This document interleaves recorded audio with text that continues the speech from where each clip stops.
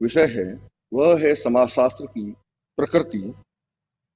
समाजशास्त्र का कार्यक्षेत्र अत्यंत व्यापक है और यह सभी विषयों को अपने अंतर्गत विलीन करता है।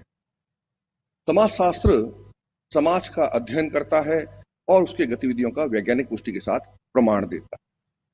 यहां एक बात मैं स्पष्ट करना चाहूंगा कि जब समाजशास्त्र की एक अलग विषय के रूप में जब स्थापना की गई अगस्त काउंट द्वारा 1838 में, तब उस वक्त का जो युग था, जैसी परिस्थितियां यूरोपियन समाजों में और अन्य पश्चिमी समाजों में जो परिस्थितियां थी, उसमें अगर हम देखें तो अधिकांशतया इस बात पर जोर दिया जा रहा था, क्योंकि विभिन्न प्रकार की वैज्ञानिक उपलब्धियां या वैज्ञानिक अनुसंधान और खोज उस वक्त हो रहे थे।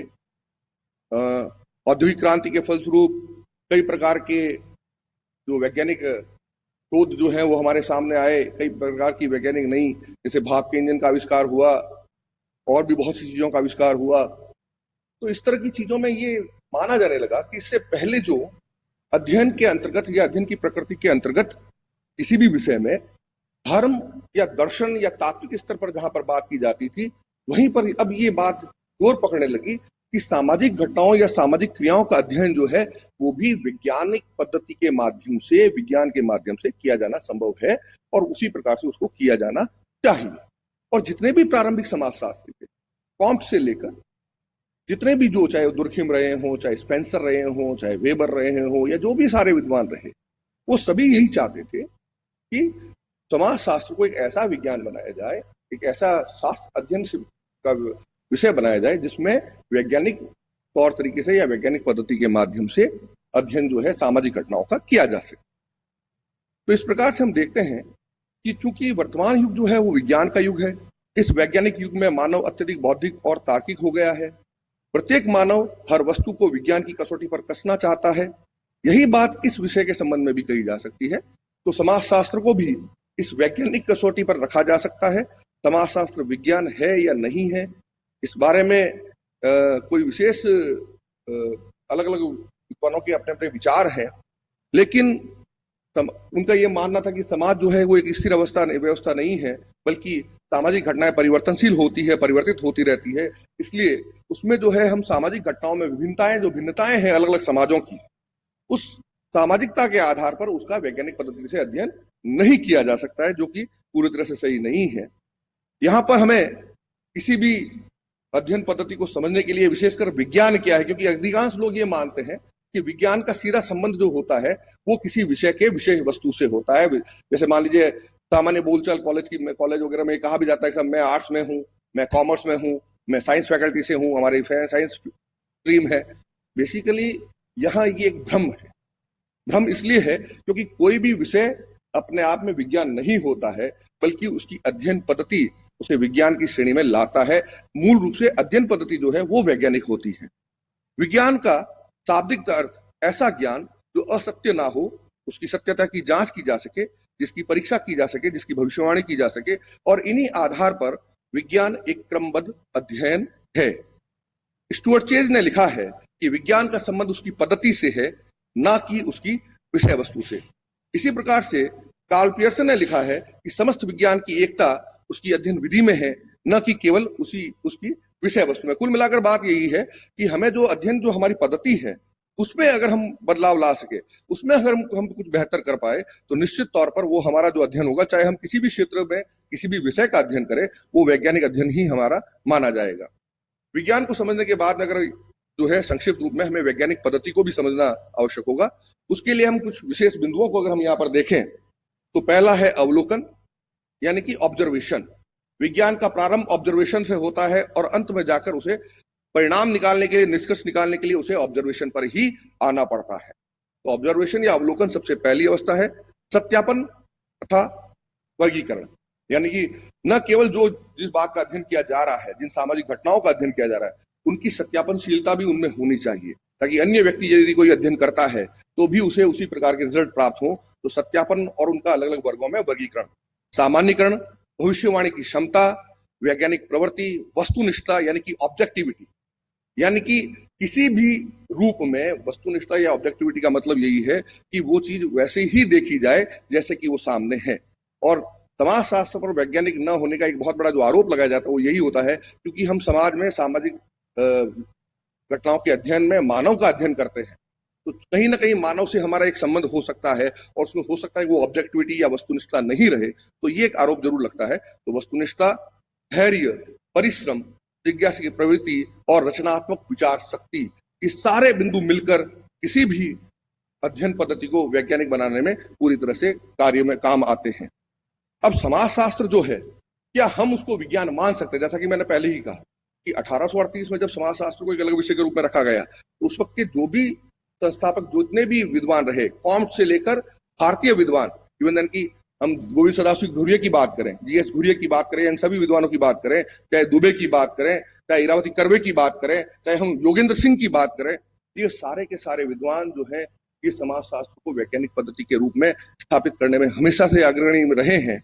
उन्हीं में उनके प्रयासों से आज हम ये कह सकते हैं कि समाजशास्त्र भी जो है वो एक वैज्ञानिक पद्धति के आधार पर उसमें अध्ययन किया जाता है, और समाजशास्त्र की पुस्तकों में जितना भी ज्ञान भरा पड़ा है वो सारा का सारा ज्ञान पूरी तरह से वैज्ञानिक पद्धति के अध्ययन के माध्यम से ही प्राप्त किया गया है, और उसको हम सापेक्ष रूप से सभी जगहों पर उनको लागू कर सकते हैं। अब समाजशास्त्र एक विज्ञान है, उसकी कुछ यहाँ बिंदु है जिसको हम देखें। पहला है, समाजशास्त्र वैज्ञानिक पद्धति का उपयोग करता है, यानी कि अवलोकन से लेकर अंत तक जहां पर हम निष्कर्ष की बात करते हैं, हर स्तर पर अपनी इच्छा का कहीं प्रयोग नहीं होता है, बल्कि एक वैज्ञानिक पद्धति है। उस पद्धति के माध्यम से हम जो है पूरा का पूरा समाजशास्त्र में जो भी सामाजिक घटनाओं का अध्ययन किया जाता है वह सारा का सारा किसी माध्यम से, वैज्ञानिक पद्धति के माध्यम से किया जाता है। दूसरा, अवलोकन द्वारा तथ्यों का संकलन है, ऑब्जर्वेशन के माध्यम से है। तथ्यों का वर्गीकरण और विश्लेषण वैज्ञानिक पद्धति के द्वारा किया जाता है। कहीं पर भी अपनी इच्छा का उसमें समावेश नहीं किया जाता। समाजशास्त्र में जो है विज्ञान वास्तविकता में क्या है उसका वर्णन करता है, क्या होना चाहिए उसका वर्णन कहीं पर भी नहीं होगा। जो जैसी स्थिति हमें दिखती है, जैसी वस्तु स्थिति हमारे सामने है, उसी के आधार पर क्या है उसी का अध्ययन जो है समाजशास्त्र के अंतर्गत किया जाता है। विज्ञान के सिद्धांतों और नियमों का पुनर्परीक्षण जिस प्रकार से किया जा सकता है, उसी प्रकार से समाजशास्त्र का भी जो जितने भी जो सिद्धांत हैं, उन सिद्धांतों का पूरी तरह से हम उनको पुनर्परीक्षण कर सकते हैं, उन नियमों को हम देख सकते हैं। इसी प्रकार से समाजशास्त्र में भविष्यवाणी करने की भी क्षमता होती है। कई लोग इस पर भी आरोप लगाते हैं कि भविष्यवाणी करने की कभी बार भविष्यवाणी गलत भी हो जाती है। भविष्यवाणी गलत संभव हो सकती है, कई बार मौसम वैज्ञानिक द्वारा की गई भविष्यवाणी भी गलत हो जाती है, और भी अन्य विज्ञानों में भी जो भविष्यवाणी की जाती है वो भी गलत हो सकती है। इसलिए केवल समाजशास्त्र पर यह आरोप लगा देना कि समाजशास्त्र में जो है वैज्ञानिक पद्धति से अध्ययन नहीं किया जा सकता, उसमें जो भविष्यवाणी की जा रही है वही कहीं ना कहीं गलत हो सकती है, तो ये संभावना सभी विज्ञानों में रहती है, इसलिए इस रूप में इसको सही नहीं माना जाता। इसी प्रकार से समाजशास्त्र कार्य कारण संबंध पर आश्रित है। कॉम्ट ने अपने पॉजिटिविज्म के सिद्धांत में कहा था, प्रत्यक्षवाद के सिद्धांत में कहा था कि जिस प्रकार से प्राकृतिक घटनाएं एक निश्चित क्रम के आधार पर घटित होती है, उनके पीछे कार्य कारण संबंध होते हैं, उसी प्रकार से समाजशास्त्र या समाज में भी जो भी घटनाएं घटित हो रही हैं वो एक निश्चित क्रमबद्ध पद्धति के माध्यम से उन घटनाओं का एक निश्चित क्रम होता है, और उनके बीच में भी कार्य कारण संबंध होता है। अगर कमी है तो वो हमारे अनुभव में है, हमारे ज्ञान में है कि हम उन कार्य कारण संबंधों का पता नहीं कर पाए हैं। इसलिए कार्य कारण संबंधों के आधार पर भी हम बड़े आराम से समाजशास्त्रीय घटनाएं या सामाजिक घटनाओं का अध्ययन कर सकते हैं।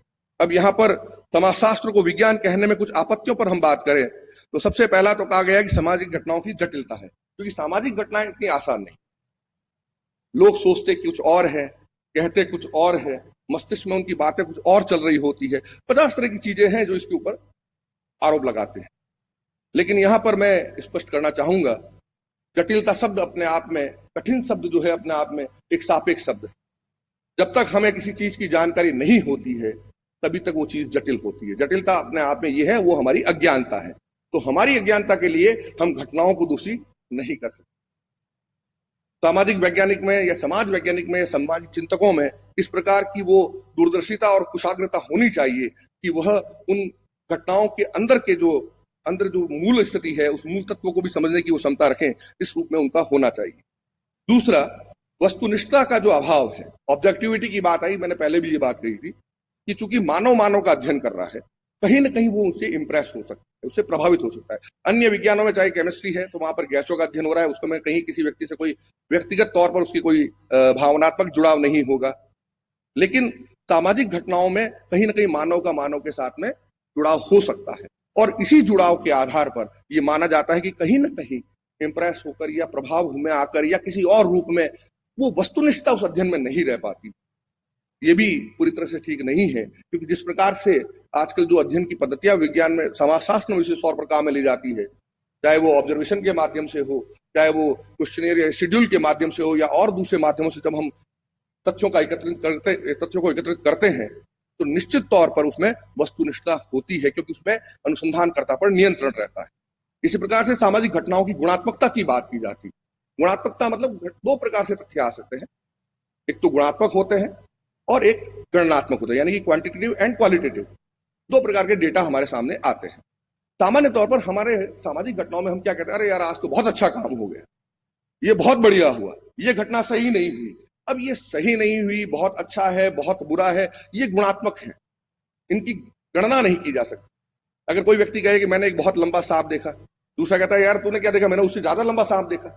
अब ये लंबा क्या है, अगर इसकी बजाय ये कहा जाए कि मैंने 5 फुट का सांप देखा, 5 फीट लंबा, अब वो 5 फीट लंबा आप कहीं पर भी ले जाएंगे वो 5 फीट ही रहेगा, भले ही दूसरे वाले ने देखा हो 6 फीट का, पर लेकिन उसका तो 5 फीट का ही रहेगा। तो इसको हम कहते हैं ये गणनात्मक तथ्य है, यानी कि जिसकी गणना की क्वांटिटी, जिसको है हम क्वांटिटी के आधार पर माप सकते हैं। लेकिन सामाजिक घटनाओं को इस रूप में हम देखें तो गुणात्मक तथ्य हमारे पास में ज्यादा आते हैं। लेकिन चाहे वो थॉमसन की स्केल पद्धति हो या योगेंद्र सिंह जी की मॉडर्नाइजेशन को मापने की पद्धति हो, उन सारी जो स्केल टेक्निक्स हैं और भी अन्य जो हम सांख्यिकी मेथड जो काम में लेते हैं, जिसको स्टैट्स हम काम में लेते हैं, उनके माध्यम से हम गुणात्मक बातों को गणनात्मक रूप में ले सकते हैं। समाजशास्त्र में प्रयोगशाला का अभाव ये बहुत बड़े ही और बहुत ही बेतुकी जो है आरोप लगा। जहां तक मैं समझता हूं, जब सबसे पहले गुरुत्वाकर्षण की शक्ति का जब पता लगा था, तो शायद वो किसी प्रयोगशाला में विद्वान नहीं बैठा था, वो किसी पेड़ के नीचे बैठा था और ऊपर से एक फल गिरता है और उसको लगा कि ये फल नीचे क्यों गिरा, ऊपर क्यों नहीं गया। वो कोई प्रयोगशाला नहीं। तो अनुसंधान के लिए प्रयोगशालाएं इंपॉर्टेंट नहीं है, जरूरी नहीं है। हमारा समाज ही हमारी प्रयोगशाला है, भले ही वो 4 दीवारी या छतों से बनी हुई प्रयोगशाला ना हो, लेकिन ये प्रयोगशाला है, एक समाज हमारा जो सोसाइटी है, और उसी पर हम अध्ययन करते हैं। तो इस रूप में अगर हम देखें तो इस प्रयोगशाला का अभाव वाली बात भी ये पूरी तरह से सही नहीं है। इसी प्रकार से सामाजिक घटनाओं की गतिशील प्रकृति, यानी कि उनमें जो परिवर्तन आता रहता है, हम पिछले 100 साल को उठाकर देख लें, भारतीय समाज के संदर्भ में ही देख लें, कितना परिवर्तन हुआ। अक्सर हम देखते हैं, लोग कहते हैं आज का जमाना पहले जैसा नहीं रहा। आज से 100 साल पहले भी लोग यही बात कहते थे, आज का जमाना पहले जैसे नहीं रहा, अब वो बातें नहीं रही, जबकि समाज में कोई बहुत ज्यादा परिवर्तन नहीं हुआ है। भारतीय समाज को अगर आप देखें तो सिंधु घाटी की सभ्यता से लेकर वर्तमान समय तक में ऊपरी तौर पर, सतही तौर पर थोड़ा बहुत परिवर्तन हो गया हो, वरना बहुत ज्यादा घटनाओं में गतिशीलता नहीं आती है।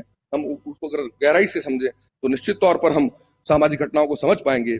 इसी प्रकार से भविष्यवाणी की सीमित क्षमता, ये भी एक आरोप लगाया जाता है, लेकिन भविष्यवाणी की जा सकती है अगर परिस्थितियां वो की वो रही, और इसी आधार पर चाहे घुरिये का अध्ययन रहा हो, इरावती कर्वे का अध्ययन रहा हो, जितने भी विद्वानों ने अध्ययन किए उसमें उन्होंने अपनी भविष्यवाणियां की है, और उस आधार पर अगर वो की वो परिस्थितियां होती है तो सामाजिक घटनाएं निश्चित तौर पर भविष्यवाणी, सामाजिक अध्ययन में हम भविष्यवाणी कर सकते हैं। इस रूप में हम देखें तो उपयुक्त सारे आधारों की विवेचना से कहा जा सकता है कि समाजशास्त्र जो है वो एक विज्ञान की श्रेणी में आ सकता है। हालांकि इसको हम प्राकृतिक या वैज्ञानिक उस प्रकार का विज्ञान नहीं कहेंगे, बल्कि एक ये सामाजिक विज्ञान के रूप में आता है, और इसी रूप में हमें इसे स्वीकार करना होगा।